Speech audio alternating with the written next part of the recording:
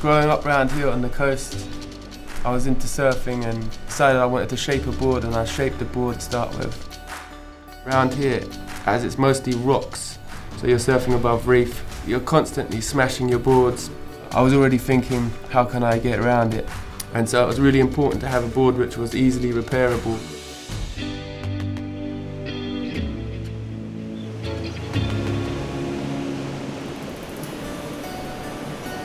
Hi, I'm Ike Wilkinson and I'm shaping wooden surfboards.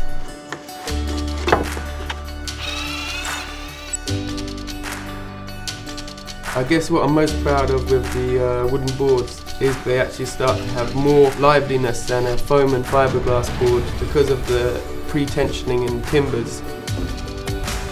Yeah, you can make a wood board out of any wood and order it from anywhere around the world, and a lot of people were, and then labelling them as an eco board, but I don't think that's very ecological. I'll buy the timbers that are grown within 15 miles of the house.